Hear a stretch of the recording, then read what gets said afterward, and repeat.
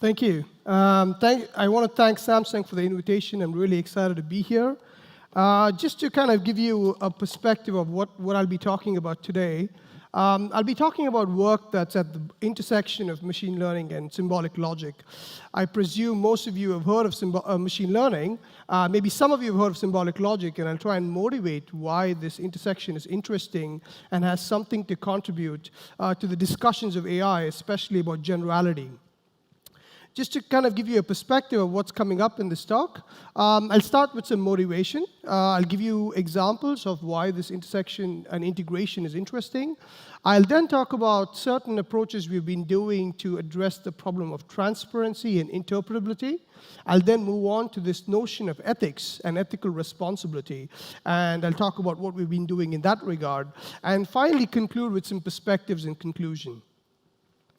So why do we really care about this intersection and an integration of logic and of learning? As it turns out, logic and learning have sort of complementary aspects to both of them. Machine learning, as you know, is about induction. So looking at some examples, how do you extract patterns in functions, right? Whereas logic is really concerned with the notion of deduction, which means that if you have some knowledge, how do you infer new knowledge from it? Machine learning is about big data. And in contrast, symbolic logic is about assertions. For instance, I could tell you, I'm from the University of Edinburgh, and you don't need a million examples. One example will do. And we need a way to actually integrate that kind of information into the system when we talk about systems that work with human beings. The other kind of technical difference is that machine learning is typically concerned with what I call as independent and identically distributed random variables. What this means is that you have random variables which capture some kind of stochastic information about the world, but they're assumed to not be related to each other beyond a certain dependency that I'll go over. Whereas if you think about it, the world, and the world we're sitting in certainly, has a lot of relational structure. So what I'll really be talking about is how I've been using the unification of these two areas to look at these questions of transparency, interpretability, and ethical responsibility. Just to say that this is not a new area. In fact, this goes back to very early days of the philosophy of science, where people like Boole, De Finetti, and Carnap have been thinking about what exactly does it mean to combine deduction and induction. In the AI, there have been a whole bunch of different areas that have kind of fallen into this camp, like relational learning, statistical relational learning, and so on and so forth. And really, the point here is that they have been motivated by these two critical aspects. One aspect is that the world is relational, and the second aspect is that you often need to reason about hard and soft constraints. In fact, constraints came up in both of the earlier talks, where you have some kind of soft knowledge and you might have some hard knowledge, and you want a machine learning model to be able to handle these kinds of constraints. So just to see a very simple example, the image here is a bit grainy, I'm sorry for that.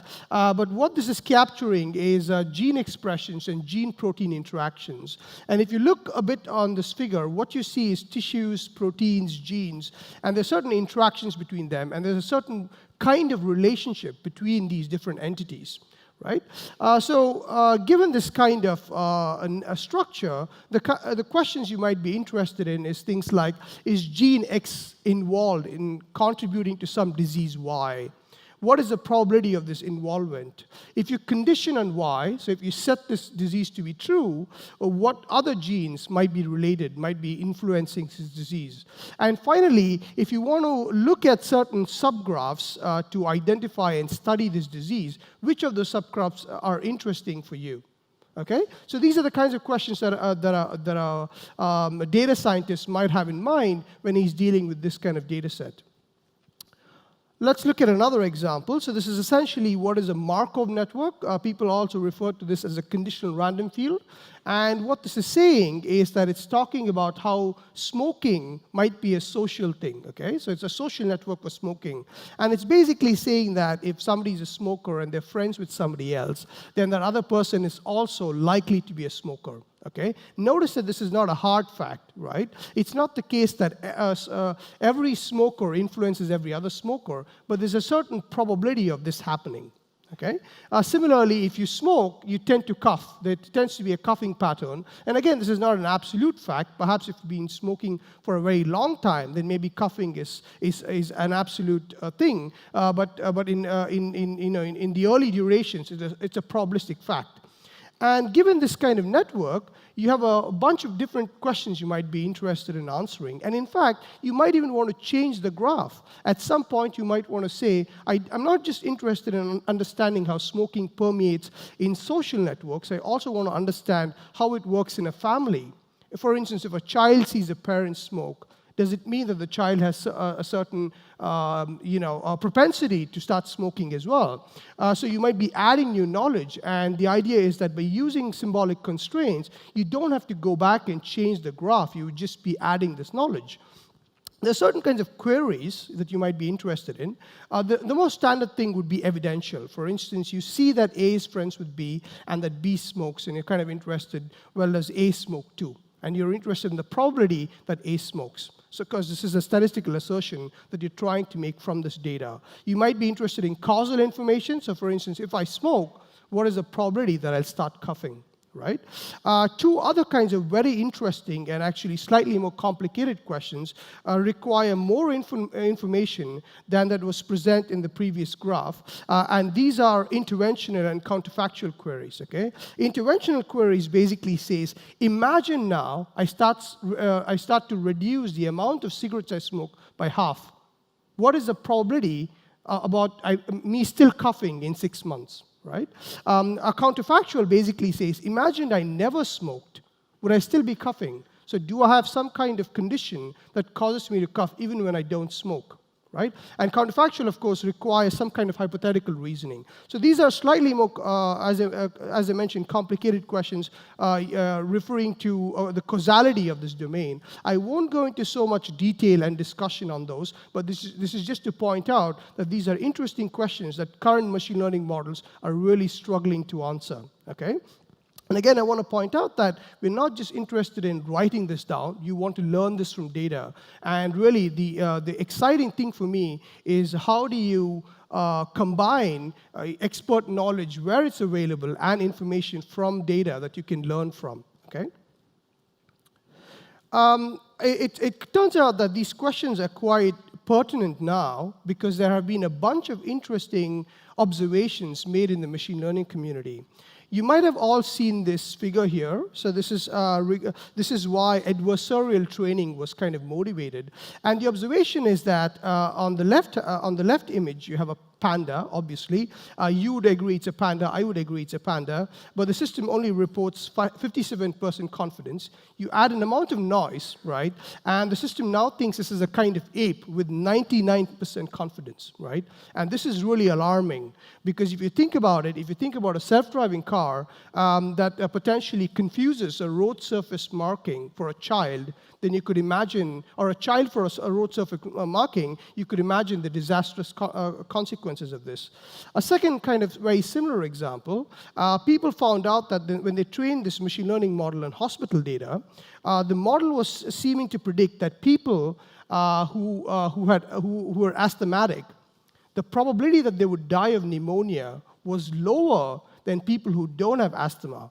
And this is a very counterintuitive observation. And in fact, this is wrong. And the reason this machine learning model was suggesting this was basically because it turned out that there was an aggressive policy in the hospital to provide treatment to people with asthma.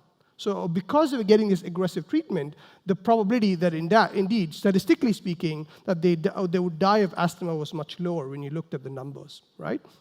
So it's quite difficult, if you just look at the black box machine learning model, it's very difficult to contextualize it, and often it's the job of the engineer or the scientist to actually do this and figure out the contextualization. And what I'm suggesting here is that symbolic logic provides a kind of more rigorous and systematic way to tackle these issues. If you think about the use of AI in society, it's no longer just about accuracy, and this was something that even Noah was mentioning. In fact, there are pedagogical reasons about involving AI in society. For instance, in game playing, it's not enough that you beat the best player. You kind of want to know, what is the strategy? What is something that I can tell a person about what the right thing to do is? You might want to, in self-driving cars, you might want to figure out, when do I swerve? When do I accelerate? When do I decelerate? In tutoring and interaction, you often want a model of the student or the user so that you can have a more natural interaction. And again, in language and vision, again mirrored in the last two talks, the notion of semantics keeps coming up. How do you understand what the image is talking about? How do you understand what the video is talking about?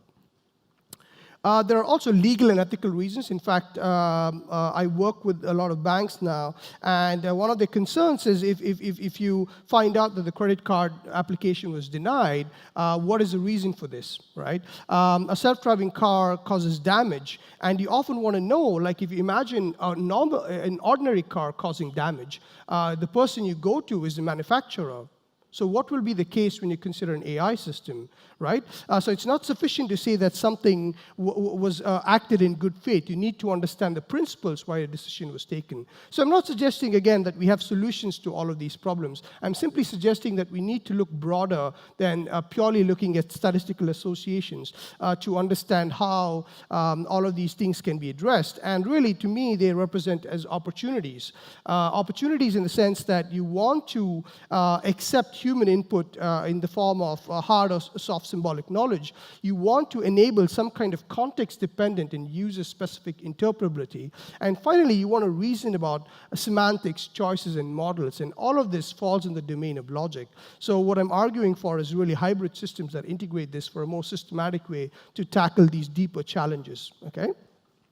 So I present here 3 strategies. This is something that we've been looking into, my team and I. And all 3 strategies, I think, provide some kind of contribution to understanding how the bridge between the 2 areas of logic and learning can be brought together. Okay? So one thing is that people often complain that logic is discrete and noise-free, so you can upgrade them. And in fact, the Markov network that I showed earlier is already an example of how you can add noise to the model. The other kind of thing you can do is you can try and integrate low-level reasoning and low-level learning and high-level reasoning. And finally, you can find a way to inject symbolic knowledge or extract symbolic knowledge from machine learning systems. And I'll show examples of that. Upgrading to noisy and continuous. Now, just to put this in context and to simplify what we're talking about, let's just see a very simple example of pure noise-free symbolic constraint, okay? So this is basically saying every person is infected. And if you get in contact with some other infected person, then the second person is infected too. This is a good constraint, but this is not always true, because as we know, just because you get in contact, it doesn't mean that infection would necessarily come to you. And infection, not every person is infected. So what you might want to say is that the 10% of the population is infected. Right? And this would be a very simple extension to the previous program, adding these probabilities, and you get essentially a noise model. To do something slightly more non-trivial, imagine now I want to talk about the distribution of blocks in a room, okay? And what the first constraint is saying is that all objects, there are n objects in the room, and all of these objects, about 30% of them are made of wood, and 70% of them are metal. Okay? That's the first constraint. What the second and the third constraint is saying is that if your object is a metal, then the size of it is drawn from one of these beta distributions. And if it's wood, it's drawn from another distribution. So you're basically able to capture a fairly complex scenario with different blocks of different sizes using 3 lines of code. To kind of see where this really comes into useful, one of the things we were interested in is trying to understand how you could integrate reasoning into sensor fusion. Now, we all have really good state-of-the-art, object detection systems, right? So if you gave these 4 images on the bottom to an object detection system, it's kind of clear what the system would do, right? On the first image, it would say there are 2 objects. In the second image, it would say there's 1 object. In the third image, it would say there are 2 objects again. And the last image, it says 1 object. Right? But of course, as a human being, if you're watching this video, you understand that in fact the objects are being placed inside the other object, right? So how do you get a machine learning system to actually understand this? It's quite simple. You inject these constraints into the learning system. Okay, so what are these constraints saying? The bottom constraint, which is a bit easier to read, is basically talking about the transitivity property of objects, right? So if one object is inside another and the second object is inside a third, then of course the one object is also inside the third. This is something that you and I understand, and it's something we can give the machine learning system. The constraint at the top is a bit harder to read, but basically what it's saying is that if I place an object that's smaller on top of a bigger object, there's a good chance it's going to fall in, but also it might fall off, right? So this is, again, a very commonsensical thing that you and I understand. By injecting these constraints into the learning system, you can actually get the robot to correctly predict that the smallest object is inside a bigger one. So this is a way you can get common sense into a particle filter, for instance. Some other work we've been trying to do in trying to understand how we can integrate low-level learning and high-level reasoning, we've been looking at question answering. So this is a problem at least I encountered in high school. Maybe some of you did too in Korea. I'm not sure what test you have before you get to the university, but typically, this is a kind of a combinatorial problem, right? So you have a bunch of marbles, you take some out, and you observe something, and you're interested in the probability of what you observed and what's inside. Okay? And if you look at this question, again, this is a probability question, it's quite interesting because there's a clear structure here, right? There is a model, there is some kind of conditioning, which means that you place some evidence, and then you're interested in a query. And how would you solve such problems in a general way? We kind of take the approach again with programs where we do syntactic parsing. The syntactic parsing is basically giving you the linguistic structure in the questions. So, for instance, there's a bag, which is and there are marbles and so on and so forth. And then we map this syntactic structure to a combinatorial structure, which basically tells you how you divide up the bag in terms of marbles. What happens when you observe something? And if you see, this combinatorial structure is really giving you all possible worlds in terms of what's happening when you observe something. And indeed, this can be represented as a very simple program. So if you think about this, this is completely automated. So if you're imagining an intelligent tutor, or you're trying to train students to understand and solve these questions, what is really happening is that these questions are being mapped into the programs. The programs gives you the solution. So you have a kind of explanation about what really happened. One of the questions, of course, is that you want to avoid humans providing the symbolic knowledge as much as possible. And so the question is, can you learn these programs from data? In a way, learning programs is very similar to something like learning finite state machines in linguistics and many other domains. Similar problems pop up. And so to kind of give you a context of what exactly we mean by learning programs, this is the tabular data about student enrollment, the courses they're taking, and the grades they've obtained. Okay, and you notice that there are many different things happening. I've indicated this in colors. So, for instance, what's happening in the orange column is that there's a certain distribution which captures, the grades between low, middle, and high. If you look at the blue column, it's telling you the IQs. Again, a continuous distribution this time. And if you look at the green areas, and this is not just one across the row, what you're trying to understand is how does the length of the course influence the grade? Right? So you want to actually build a generative model for this data, which means you want to construct a probabilistic generative model that can reconstruct this data, right? And you might have other background knowledge. For instance, you could have, so if you're talking about a university context, you might say that, for instance, no first year is allowed to take a course that goes beyond 90 hours, right? So we propose this a program induction approach, where basically what's happening is that we learn we do density estimation for the individual variables, and then we do associative rule mining to actually figure out a program that you can basically read. A course administrator can read this program to understand the patterns that are emerging in the data. When we did this work, what was interesting to us is that, of course, this program is in some sense interpretable and understandable, but you can imagine this kind of nightmare scenario, right, where you construct a program that's so large and so massive, you're completely lost. And even though in principle, this is somehow understandable, you're not able to make head or tail of it because the patterns are so complex.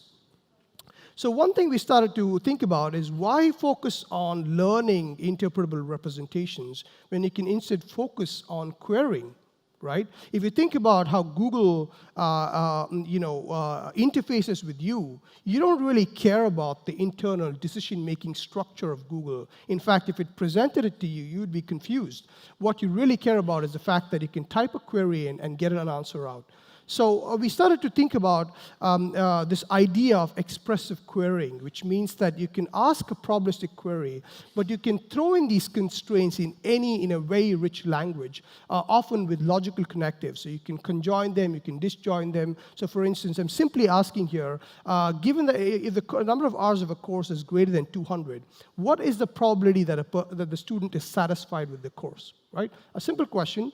You could go back into one of those programs and look at these programs manually, or otherwise, you could simply give me a probability here to just give you a sense of how the data is distributed.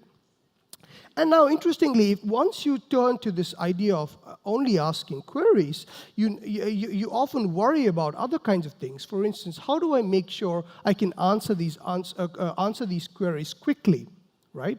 So a computational scientist would kind of take that insight and say, how do I answer this question efficiently? Right? This is a computational notion of what does it mean to say that some query answering is efficient. And one way you can think about formalizing that idea is that when you want to answer a query, you simply do one pass over the network or the representation. Right? In this sense, neural networks are efficient. Not in the learning phase, but in the query phase, right? Because if you pass an image, you'd simply pass the image through the neural network, and it tells you, is this a cat or a dog, right? Trying to understand, formalize that idea in this probabilistic context has led to some interesting work, and really the bottom line for this comes from this insight that if you take these different kinds of probabilistic relational models, like the one I presented with the smokers, when I presented the program, all of these turn out to be really just the same problem. They are abstractly defined as what is called as weighted model counting, and one way to actually do this is referred to as by a knowledge compilation. So basically, in knowledge compilation, what happens is that you take the program, you take the representation, you construct a kind of circuit, and I'll show examples of the circuit. The interesting thing is that the circuits are expensive offline, okay? And this has to be the case. So this is because probabilistic reasoning is, in a sense, intractable, because you are reasoning about all possible ways you can change a random variable. So in its nature, it's intractable. But the interesting thing is once you build a circuit, answering queries on this is extremely cheap. So it's a bit like trying to really guess the number of layers of a neural network. That's roughly what it amounts to, okay? And the question we've been wondering is that, can you learn such structures efficiently? Here's a very simple example of how this works. On the left-hand side, you have a Bayesian network for essentially your observation for rainbows, given rain and the amount of sunlight, right? And you take this Bayesian network, and typically in the AI class, what you often reason with are these kinds of conditional probability tables, which tells you the probability that a rain happens or doesn't happen, so on and so forth. And this can essentially be constructed and compiled into this circuit on the left-hand corner. What you see there are a bunch of variables. Think of them as, really inputs to a gate. You have AND gates and OR gates, okay? And this is what I refer to as a circuit, okay? And it's also a probabilistic circuit, which means that probabilities also feature in the way the inputs are combined, and this essentially gives you an equivalent representation for the Bayesian network, okay? Another very, very related representation is one of these things. These are called as sum product networks, and in contrast to the previous ones, where you had ANDs and ORs, you have sums and products here, and the idea here is that you use one of these representations to capture weighted sums of distributions. Okay. What is really powerful about both of these models is that computing these probabilistic query just simply amounts to doing one pass over this network. Now, if you want to contrast it with classical deep learning models, classical deep learning, of course, is geared for classification, which means you're interested in the probability of some label y given x, whereas what you're doing here is you're really doing generative modeling. So you're really learning the joint distribution over the variables. So it's much more powerful, and I'll show you an example of how we're using this to attack the problem of interpretability in classical deep learning. So we've been doing various extensions with these, improving the capability. So one of the things we've been doing is, how do you get these networks? Again, because these networks are inspired by logic, they remain discrete, although they can handle noise. So one of the things we've been trying to look at is, how do you handle continuous data? So if you think back about the student example that I had about courses, and the IQs, for instance, were a continuous distribution, you could capture one of those with these one of these probabilistic deep networks. Another kind of problem we've been looking at is, how do you deal with missing data? And often data is corrupted, right? And this really creates a problem for robustness, because if you know that the data is corrupted, you might try to impute certain values, and this can be problematic if you don't really understand where exactly this data is coming from. And so we have been extending these networks to essentially not just deal with one single probability, but actually have an interval. And the interval kind of corresponds to all possible ways you can complete the data, right? So what you're getting back is not a number, but you're getting a confidence interval, right? Which is a much more robust way of actually interpreting the data that you have at hand. Here, a project that we've been looking into recently is by trying to use these networks to understand what's happening in deep learning. And how would we do that? So I'm assuming most of you are familiar with this notion of an autoencoder. So an autoencoder is a very old idea, despite recent advances. And really what an autoencoder is doing is that it's trying to do dimensionality reduction. Okay, so you basically have some kind of input, and you have a feature layer that is able to reconstruct this input. And of course, the trick here is, by making this feature layer interesting and compact, you can basically get a very massive dimensionality reduction. Okay? So what we try to do here is try to understand, what is this feature layer really capturing? What kind of information does it have? And how can you use this information to do something interesting? So roughly, the pipeline we have here is that you have this data. You use the encoder to essentially it's a joint, you use the loss function to kind of characterize what this feature layer would look like. And we take this feature layer and build one of these circuits, okay? So what would you get from this? Again, recall that in contrast to classical deep learning, which is geared for labeling and classification, you're able to get a generative model using this approach.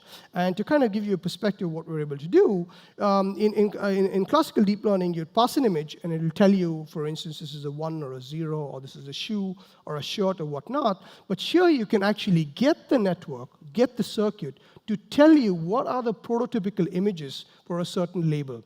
What do 3s look like? What do 2s look like? What are the tokens that tell you for a given label? So for instance, what you see here are for the image 3, you were able to reconstruct what the network thinks is a 3, right? And this is really powerful, because now you really have an understanding of what the network is capturing. And at least at a human inspection level, you can kind of satisfy yourself by saying that this has learned the right thing. Right? This is something that people did worry about deep learning back in the 80s and the 90s. How can I make sure, even if I get really high prediction accuracy, how can I make sure it really learned what I wanted to learn? And using this, you can now get these images out, and you can kind of see, is it right? Is it wrong? Is this roughly what I imagine? Right? So you can generate prototypes. And because it's, again, a logical circuit, you can do all sorts of fancy logical things on it. So for instance, this is something you can do where you fill in the blanks, okay? So many of you may have heard of the XOR function. In fact, I chose XOR here because it's particularly interesting from a neural network perspective. So perceptrons, for instance, in the 60s and 70s, one of the reasons research died out on them is because they were shown to not be able to capture the XOR function. And what the XOR does is basically it gives you a 1 every time the inputs are different. Okay? So if it's 1 or a 0, you get a 1. If it's a 0 and a 1, you get a 1. But if it's 1, 1, you get 0. And if it's 0, 0, you also get 0. So they have to be different, okay? And what I'm trying to do here is I'm trying to say, I give this image on the left-hand side in the little bounding box. I have this XOR function, and I'm forcing the classifier to tell me how can I get a 1 given that my first image is a 0, okay? And this network correctly generates the images that complete this task. Okay, so it's fill in the blanks. Similarly, if I on the bottom left-hand image, you have a 0 and a 1, 1, and you're trying to generate an image corresponding to the first input. And on the right-hand side, it's essentially the same task, but now I flipped it. I want the output to be 0, which means that 2 images must be the same.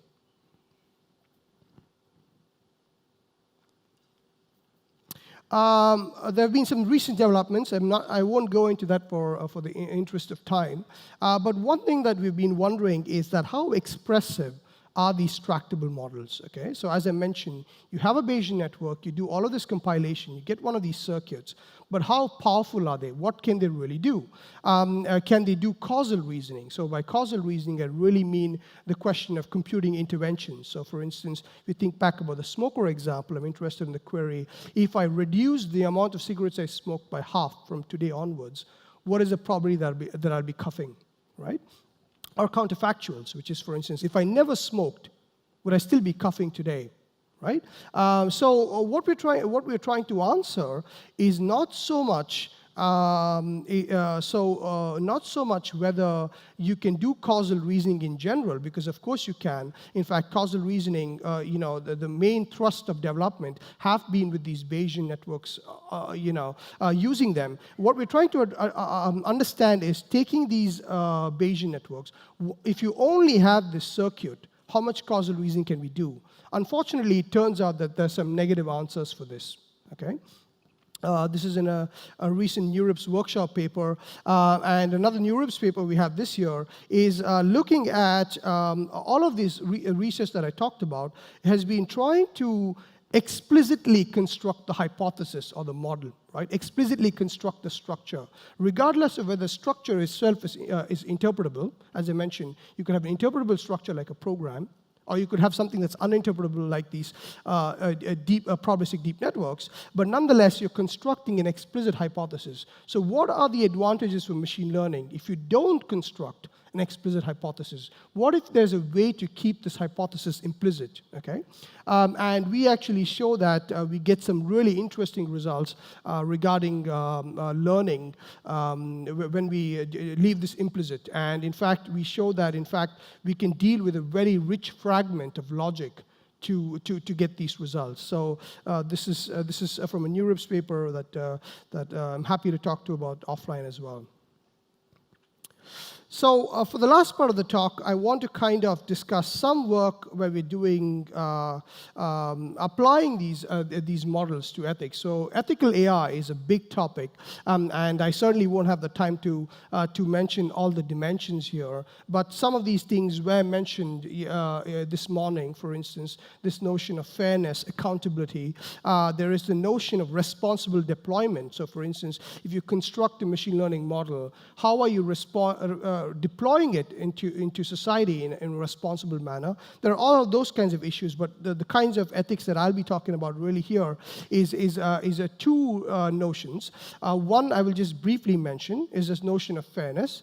Now, fairness is a very big topic, and basically there is often a misconception that machine learning models are unfair. In fact, that's not true. It's usually, or almost always the case, it's the data that reflects some kind of historical and cultural biases. And because of this, the machine learning model that you train turns out to be unfair, okay? So for instance, this is a data set where even though a majority of the applicants were men, the number of women who were denied the credit card application was disproportionately high. Okay, so you could, this is a clear case where there is, the people who are assessing the application are expressing some kind of bias against women, and as a result of this, the AI community has been looking into a bunch of different definitions, and again, there's some, issues with these definitions, mainly because it's pointed out that these definitions are often inconsistent with each other. So there is growing interest and research in the area. fairness. I'm not going to say the topic is covered. I'll just talk about what exactly we have been doing in this regard. So one of the issues with when you have a definition of fairness is how do you implement it at scale? How do you ensure that the training is robust? And in this regard, we have been arguing for and motivating the use of these tractable models to essentially identify and implement these fair constraints. So what we're doing here is that we're using a kind of test available in these tractable models to identify what we call as all of the attributes and the dependent variables. So often, for instance, if you get a CV of a person, one naive way is if you hide the gender of the person to make sure that it's fair. But of course, this is what you would call as a protected attribute. But you could also have a lot of proxy variables because, in fact, even if you hide the gender of the person, maybe the name, maybe the school that this person went to might have sufficient information to reveal that this person is a woman, right? So, which means that there is still possibilities to actually enforce unfairness by getting somebody's CV if the right fields are not hidden. And so one of the things we've been doing is using these tractable models to kind of identify all of these dependent variables so that we can implement fairness at scale. The one other project we've been doing is what is called as the moral dilemma problem. Just out of curiosity, how many of you have seen this figure or something like this? It's a fair number. So this is actually a thought experiment, going back in philosophy. And what's happening here is that there's a runaway trolley on a track, and you're the person next to the lever, and you pull the lever, and the track and the trolley could divert. So if you don't pull the lever, the trolley on its own will kill 5 people, and if you pull the lever, it actually swerves and kills this one person. Now, this, you would argue, is an extreme example, but recently Germany has considered this regulation where if you are in a self-driving car, it will always prioritize the life of the pedestrian versus the passenger. And if you are the passenger, you might think twice about getting into the car, or maybe not, if you're altruistic. And so there are all of these extreme, so even though this is a very extreme example, the idea is that a system that is making a critical decision might be in a situation where it has to reason about certain ethical choices. And the question is, what is a good way to approach this? So one approach that came up recently is been looking at, again, using this notion of causality to understand and provide some kind of formalization for this problem, even though it's a very difficult problem and it's not meant to be solved, but it's really towards having a shared understanding of the decisions happening inside the machine. Okay, so it's not very involved. What it's basically doing is that you divide up the model to basically say that there are variables and there are certain actions which affect the outcome of these variables. So for instance, T1 here is capturing the idea that people on track 1 die. And of course, its value will be 1 when you don't pull the lever, right? So when A is 0, and its value will be 0 when you do pull the lever, right? So this is a very simple model to capture the domain. And the idea is that you define a notion of blame that really attempts actions with lower cost. And these costs are meant to capture the kind of tricky decision-making that you would find in this situation.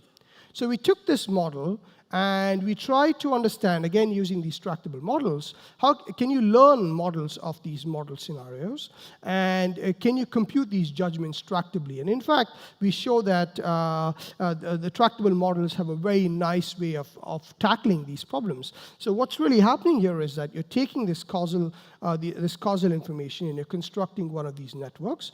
So for instance, you can see various equations here which say, what happens if you pull a lever, you don't pull a lever, and so on and so forth. And you learn these costs by surveying people, okay? To see what happens from this, so this is an experimental setup where your best friend is on the main track, Okay, and on the side track, you have all of these different options. So you have 1 person, 5 people, 100 people, a pet, and a family member, and whatnot. And what you can see on the left-hand side is the survey answers, and what you see on the right-hand side are the predictions from a model, which are purely learning these costs and applying this causal, this notion of blame to this data. And you can see a very strong alignment. For instance, if it's 1 person on the side track, most people will choose to save the best friend, of course, so they will pull the lever, right? If it's a pet, for instance, they will often choose to sacrifice a pet rather than harm any person. And if it's a family member, you see that actually people and the machine predicts that they would maybe even consider sacrificing themselves. Okay, so what are the implications of this model? Again, you see that there is a very strong correlation between the survival rate of a person and the learned utility function. And the idea here is that it's not meant to be a prescriptive model. Okay, it's not meant to say this is what we should do. It's rather meant to say that if it's a kind of a shared computational framework between the man and the machine, and a kind of understanding where exactly is the boundary and the differences between the two systems. So even if it is the case that the system itself doesn't really understand the context beyond these variables and actions, you still have a way to contextualize the decisions the system has taken. So automatic decision making, I think in general, as we see in the case of fairness, is extremely useful, especially, for instance, in a society if there's historical and cultural biases. Machine learning can provide some insight about what patterns we see, but they lead to such philosophically problematic domains that we don't have clear answers to, and this is something we should be thinking about.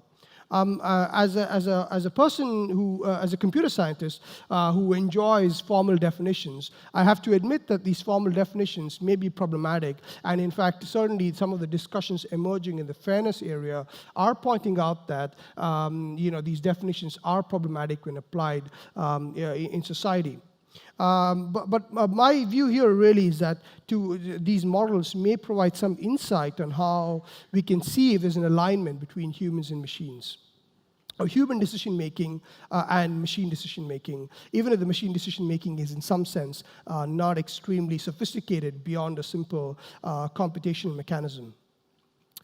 To kind of summarize, what I've been talking about, I would say that all of these 3 topics, the notion of explainability, the notion of robustness, and the notion of responsibility, are extremely challenging topics. We certainly don't have good answers yet. And the idea really is that my feeling is that using symbolic logic and logical frameworks really provides you the kind of crisp and systematic way to specify, interpret, and contextualize some of these machine learning models. The broader aim really is the idea that you want data science to be democratized so that everybody can use it, and to get machines, or at least provide an interesting way to integrate human in automated decision making so that they can provide inputs. It does help that we have some kind of interface for humans to suggest what they're thinking about and what they get from the machine. So on that note, I'd like to conclude, and happy to take questions. Thank you very much.